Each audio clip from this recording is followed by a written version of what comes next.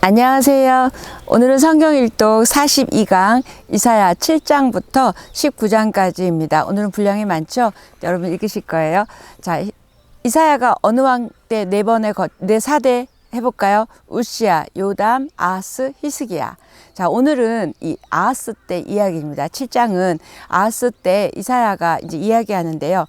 남유다의 지금 아하스 왕 때 북이스라엘에 베가라는 왕이 있었잖아요. 베가라는 왕과 아람하고 연합을 해서 이 남유다를 쳐들어온 거예요. 이때 하나님이 이사야에게 그 징조를 보여주면서 주의 백성들과 함께할 분이 오시는데 그분이 임마누엘이시다 라는 이야기를 7장 14절에 이야기를 합니다. 그래서 7장 3절에 보면 아하스가 이사야를 만났어요. 그래서 아하스가 두려워하겠죠. 두려워하고 있을 때 하나님은 이사야와 아들 스알 야숲을 아하스에게 보냅니다. 스알 야숲, 이사야서 이때 읽을 때는 이름에 의미가 있어요. 스알 야숲이라는 이름은 남은 자가 돌아오리라 라는 이름이거든요.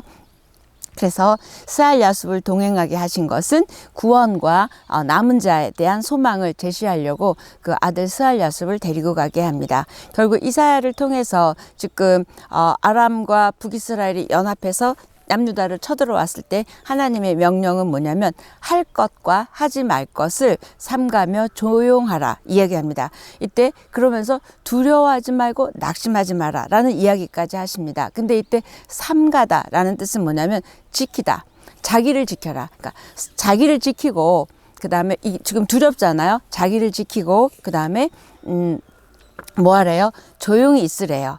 결국 두려움 때문에 섣불리 행동하지 말라라는 이야기를 합니다. 이 말 어디서 많이 듣지 않았어요? 홍해 앞에서 뒤에는 바로 군대가 애굽왕 이집트 군대가 쳐들어와고 그랬을 때 하나님이 그렇게 얘기합니다.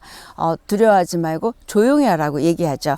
이때 조용히 하라라는 건 내적인 행동입니다. 그래서 낙심하지 말라 이런 마음의 상태를 이야기하고 아하스에게 이야기합니다. 저희도 어떤 외적인 상황이 힘들면 우리도 압도당하죠. 그 상황에 압도당합니다. 또 우리 언제 압도당하냐면 그 숫자 앞에서 압도당하죠. 이렇게 되잖아요. 그래서 이럴 게 뭐 엄청난 뭐 비싸다든지 또 엄청난 많은 대군이 지금 쳐들어왔다든지 이럴 때 우리가 숫자에 압도당하거든요. 근데 그런 형편을 보면 지금 이 숲이 흔들리는 것처럼 이들의 마음이 흔들렸대요. 이럴 때 하나님의 눈으로 봐야지 그렇지 않으면 이렇게 흔들리고 그 다음에 압도당합니다. 하나님이 이렇게 얘기해 주세요. 그 일은 서지 못하며 이루어지지 못하리라. 걔네들 그렇게 쳐들어와도 연합해서 와도 안 돼 얘기해 주셨어요. 그리고 근데 조건은 뭐냐면 9절에 만일 너희가 굳게 믿지 않으면 굳게 서지 못하리래요. 이때 두 단어 굳게 두 번 밑줄그세요. 굳게 서지 않으면 굳게 믿지 않으면 굳게 서지 못한다 이야기합니다. 왜? 우리는 상황에 숫자에 압도당하기 때문입니다. 결국 하나님을 신뢰한다는 건 이렇게 보이는 현상이 아니라 보이지 않는 하나님을 본다는 거고요. 현상 너머에 계신 하나님을 신뢰하고 바라보는 것이 믿음입니다. 10절에 이사야를 통해서 하나님은 아하스 왕에게 징조를 구하라고 합니다. 결국 뭐예요? 믿음의 증거를 보여라. 믿음을 한번 보여봐라 얘기합니다. 그때 아하스는 무슨 용기인지 징조를 구하지 않겠대요. 그래서 결국 하나님을 청하지 않고 누구를 잡을까요? 아수르에게 도움을 청합니다. 이 잘못된 거죠. 그래서 아하스가 하나님께 징조를 구하기 전에 먼저 아수르에게 갑니다. 그때 하나님이 이사야를 통해서 이렇게 얘기하세요. 다윗의 집 너희를 향해 질책한다 라고 이야기합니다. 이건 결국 뭐예요? 아하스 개인이 아니라 다윗 왕조 전반에 대한 비판을 하고 계세요. 그래서 하나님은 이렇게 아하스가 하나님께 믿음의 징조를 구하는 것을 거절했음에도 불구하고 하나님은 여전히 징조를 주시죠. 그 징조가 뭐였냐면 바로 임마누엘 의 징조를 그때 주는 거예요. 그래서 임마누엘 예수 그리스도가 오심을 이 가장 악한 왕이 가장 믿음으로 반응하지 않을 때 이때 주신 게 이사야 7장 14절의 이야기입니다. 처녀가 잉태하여 아들을 낳을 것이요 그의 이름을 임마누엘이라 하리라. 결국 이 말씀은 신약에서 성취되죠. 임마누엘 여러분 잘 아시죠? 하나님이 함께 하신다. 그래서 이 7장 14절은 궁극적으로 예수님에 대한 예언을 이때 아하스 왕 때 두십니다. 그래서 구원 이후에 하나님 방치하시는 것이 아니라 이렇게 늘 너희와 함께 하겠다 약속을 해주셨습니다. 우리와 함께 하기 위해서 오신 예수 그리스도에 대한 말씀이죠. 자, 임마누엘의 약속은 어떻게 보면 그 유다 백성들에게는 가장 큰 소망의 이름이었죠. 그 당시는 아하스는 몰랐어요. 그러나 징계, 고난을 당하지만 결국 다시 회복될 것이고 결국 가장 큰 소망의 이름으로 지금 아하스에게 이야기해 줍니다. 이사야서를 읽을 때 중요한 이름이 세 가지가 있어요. 스알야숲 아까 있었죠. 남은 자가 돌아오리라. 그 다음에 마에살랄 하스바스 발음 이상하죠. 마에살랄 하스바스는 노력한 탈취물은 빨리 없어진다. 이런 내용의 또 이름이 나옵니다.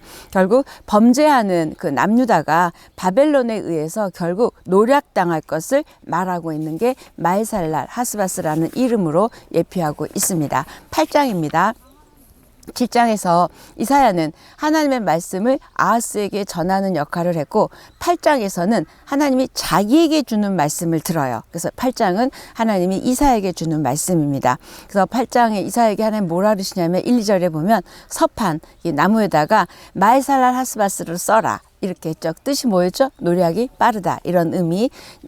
재빨리 침략군이 들어올 것에 대해서 이야기를 하고 있습니다. 근데 그게 언제냐면 아기를 낳으면 그 아기가 아빠 엄마라고 부르기 전 결국 뭐예요? 말하기 시작하기 전에 이미 이제 군대가 그때 쳐들어올 것을 이야기하고 있습니다. 8장 또 9절 이후에는 뭐냐면 그런 사람들이 쳐들어오지만 그 위기 앞에서 흔들리지 마라. 결국 너희들은 내가 보호해 줄 것이다. 그들은 패망할 것이다. 라고 또 이야기해 주십니다. 그래서 이 백성의 길로 가지 말라 이런 말씀을 하세요. 결국 뭐예요? 바른 선택을 해서 잘 가도록 제시해 주시고 계시는데 만군의 여호와가 그를 너희가 거룩하다 하고 그를 너희가 두려워하며 무서워할 자를 삼으리라 라고 이야기하고 계십니다. 14절에 그가 성소가 되리라. 이때 하나님이 성소가 된다는 것은 성전에 계시는 것이 아니라 그게 중요한 게 아니라 직접 하나님이 우리와 함께 계신다는 표현을 그가 성소가 되리라 이야기하고 있습니다. 그래서 하나님을 두려워하는 자들에게는 하나님을 보호자가 되지만 하나님을 두려워하지 않는 믿음 없는 자들에게는 걸림돌이 되는 이야기를 하고 있습니다. 누구를 두려워하느냐? 상황을 두려워하느냐? 하나님을 두려워하느냐? 우리는 하나님을 두려워해야 될 자임을 이야기하고 있습니다. 그래서 결국 이사야의 이 예언은 이 백성은 심판을 받아서 흑암의 고통 아래 있게 될 것이라고 경고를 합니다. 9장입니다. 자, 8장에 흑암의 고통이 올 거라고 얘기했잖아요. 9장에서는 이 흑암의 고통의 시대가 지나가고 구원의 새 시대가 올 것이다. 와, 이런 좋은 메시지가 있습니다. 특히 9장 2절에 보면 흑암에 행하던 백성이 큰 빛을 보고 사망의 그늘질 땅에 거주하던 자에게 빛이 비치도다. 흑암에 있었는데 이제 빛이 비추도다 이야기합니다. 흑암이 없어지는 건 빛이 있기 때문이죠. 그래서 이 빛은 결국 우리 하나님의 이제 회복의 일들이 시작이 되는 거죠. 그래서 승리의 기쁨, 변화에 대해서 이야기하고 계시고 창성하게 될 것이다 이야기합니다. 9장 6절, 7절 아주 중요한 말씀인데 밑줄 그으셔야 돼요. 메시아의 예언입니다. 즉 읽겠습니다. 이는 한 아기가 우리에게 낳고 한 아들을 우리에게 주신 바 되었는데 그의 어깨에는 정사를 메었고 그의 이름은 기묘자라 모사라 전능하신 하나님이라 영존하시는 아버지라 평강의 왕이라 할 것임이라. 의와 평강의 왕이신 예수 그리스도를 소개하고 있습니다. 예수 그리스도의 모습이죠. 강하고 능력 있는 그런 모습, 전능하신 모습이 나오고 있습니다. 그런데 지금 여기서는 강하고 능력 있는 모습이지만 이사야 53장 가면 또 아주 연약하고 또 가련한 그런 예수 그리스도의 모습이 나오고 있습니다. 9장 이후에는 또 정반대의 말씀이 나와요. 뭐냐면 이스라엘에 대한 심판, 지도자들의 몰락, 공동체의 총체적 몰락에 대해서 이야기합니다. 결국 이스라엘 백성들의 죄를 지적하고 회개하기를 촉구했음에도 불구하고 그들이 더 교만해진 거예요. 매를 벌었어요. 그래서 하나님이 이제 막대기, 몽둥이를 드시는 모습이 나오게 됩니다. 하나님이 인내가 이제 끝이 나가는 모습이죠. 그래서 이스라엘 백성들이 이제 심판을 받게 되는 이야기입니다. 9장에 굉장히 왕이 올 것이다, 기묘자라 모사라 얘기했는데 9장 이후는 좀 이제 심판이겠죠. 그래서 10장입니다. 10장에서는 유다의 지도자들에 대한 경고입니다. 항상 이 지도자들이 잘못한 거예요. 종교적이든 정치적이든. 그래서 지금 그 경고가 4절에 여호와의 진노가 돌아서지 아니하며 그의 손이 여전히 펴져 있으리라. 하나님의 손이 펴져 있대요. 여전히 잘못하고 있기 때문에 이걸로 이제 손보신다는 이야기를 그렇게 하고 있습니다.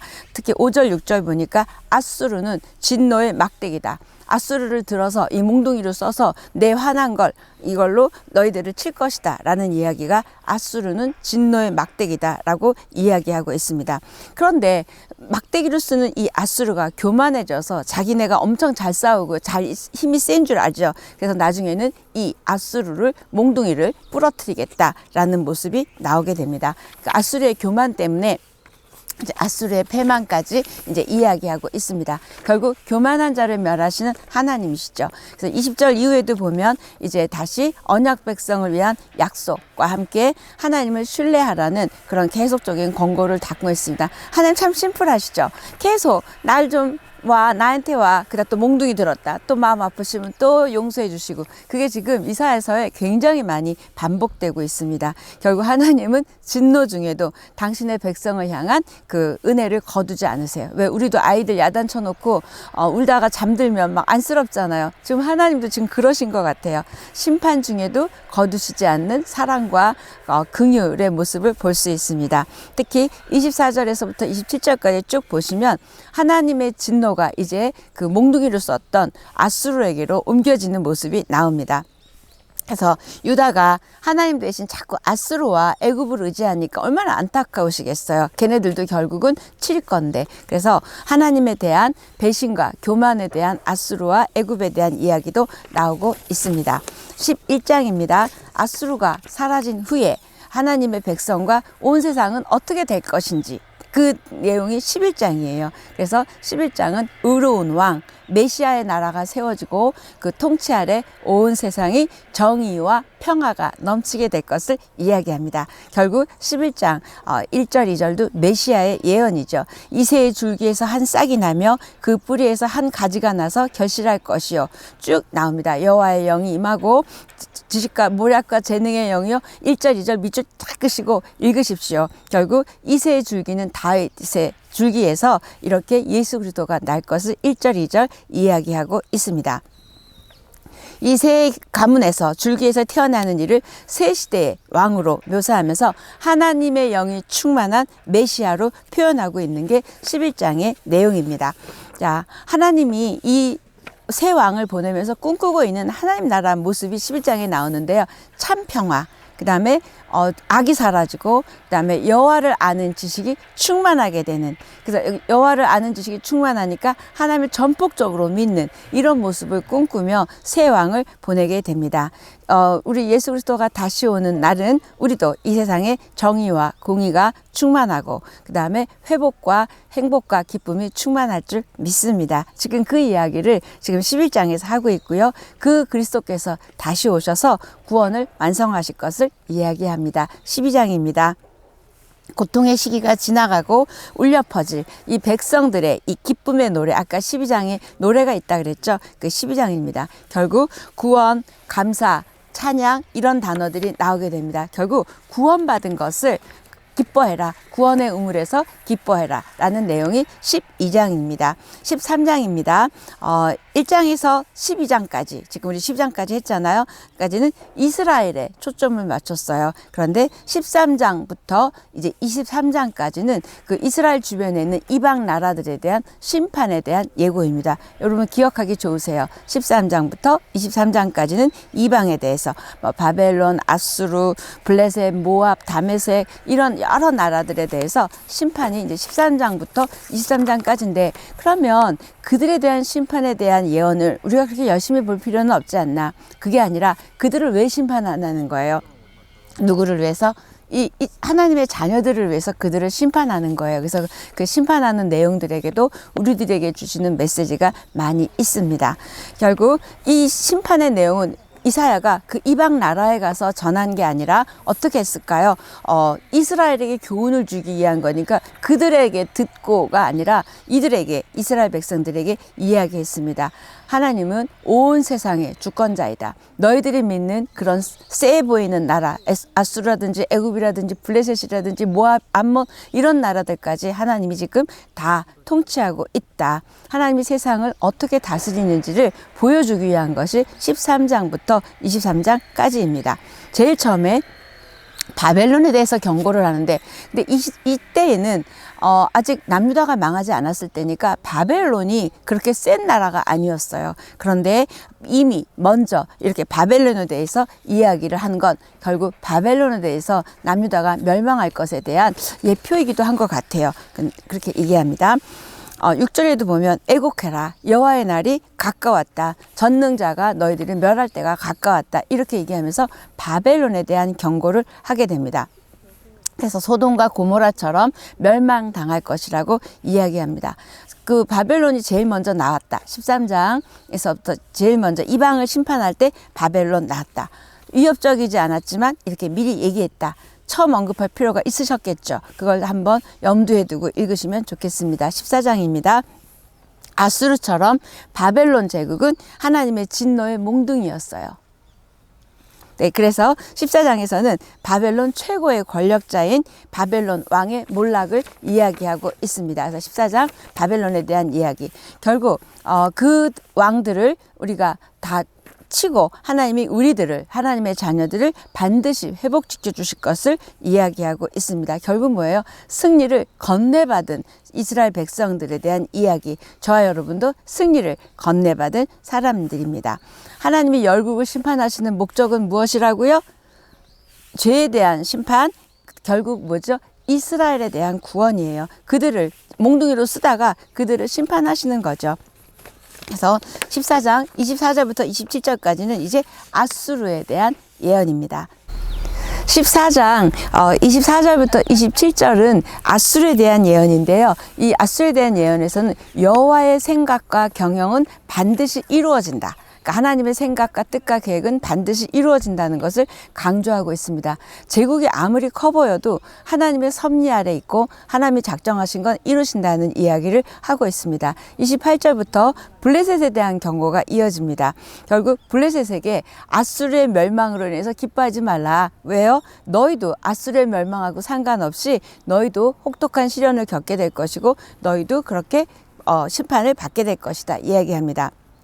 결국 유다에게 평안을 주기 위해서 하나님이 이렇게 일하시는 모습인 거예요. 이방 제국을. 결국 유다의 평안은 하나님의 선물이고요. 또 우리의 평안도 하나님의 선물입니다. 하나님이 허락하시지 않으면 그 어떤 것도 될 수 없고, 또 나에게 이 평안을 주시기 위해서 지금 보니까 이방 나라들을 이렇게 다 심판하시고 다스리시고 있습니다. 15장입니다. 모압에 관한 경고입니다. 자, 모압의 패망에 대해서 15장 이야기하고 있습니다.